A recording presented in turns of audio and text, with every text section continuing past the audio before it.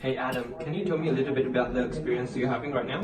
Constant chest pain, fever, reduced appetite, and fatigue. Any bloody coughs? Yes. You poor thing. We'll conduct some tests. In the meantime, take some rest. Okay. I believe white plague has consumed the most.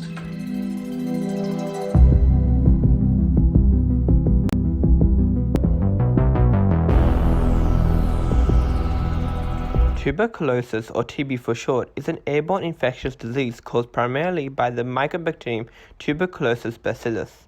TB usually begins manifestations and remains localized in the lungs, known as pulmonary TB, whereby the pathological hallmarks include tubercle-shaped nodules, known as granulomas, and pulmonary cavities. However, for approximately 2 out of 5 Australian patients, TB may spread via the lymph nodes or the bloodstream and disseminate to other extrapulmonary organs and tissues. This is known as extrapulmonary TB and causes multiple secondary complications. In 1882, Koch discovered the main causative agent for TB was Mycobacterium tuberculosis bacilli, and in some rarer cases, closely related Mycobacterium subspecies.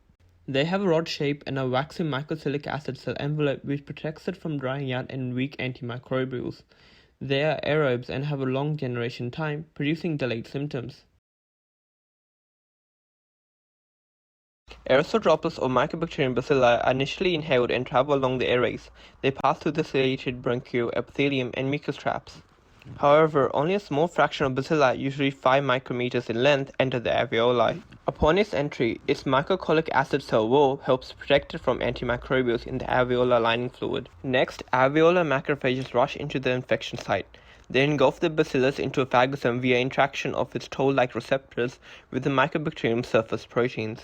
Lysosomes usually fuse with phagocytes and degrade its contents. However, the Mycobacterium overcomes this defense by utilizing intracellular virulent factors.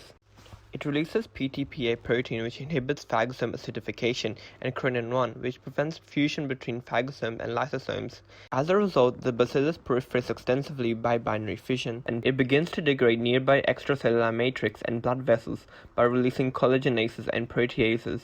This stage is known as primary TB and causes coughing of blood and flu-like symptoms. After 3 weeks of primary exposure, macrophage's cellular function becomes altered, causing it to release cytokines to trigger cell-mediated immunity. T lymphocytes are attracted and then stimulated by macrophage antigen presentation to destroy and wall off the replicating bacillus by forming a granuloma. This occurs successfully in latent TB, an asymptomatic form of infection which occurs in 90% of all TB cases. The intact granuloma essentially compartmentalizes TB and limits its replication and spread, causing the bacilli to undergo casus necrosis and go dormant. Afterwards, calcification and fibrosis of internal cells may also occur, which is called a rank complex. The granuloma and rank complex can be observed in X-rays. The remaining 10% of TB patients suffer a symptomatic form of infection called active TB, whereby the immune system fails to contain the infection. Predisposing factors including immunocompromised conditions such as HIV, malnutrition, chemotherapy, or low natural immunity causes the granuloma to rupture as TB reactivates.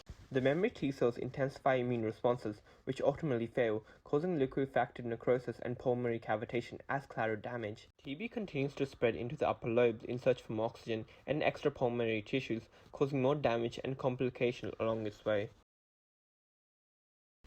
Look, the fever, coughing of blood, and chest pain in Bill is a direct result of his immune response, as well as lung and vessel damage caused by the bacteria.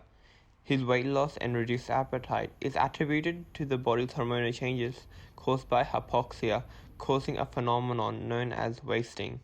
Lastly, his ashen skin could represent inflammation-induced anemia, hence the recent TB was nicknamed the White Plague in the 18th century.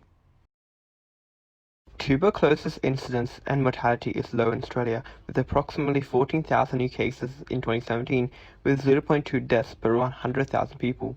Yet there has been a moderate increase of incidence in young children in the last decade. HIV patients with latent TB have a 10 times greater risk of developing active TB than other patients. Moreover, the indigenous population has a 6-fold greater rate of TB infection, especially individuals over the age of 45.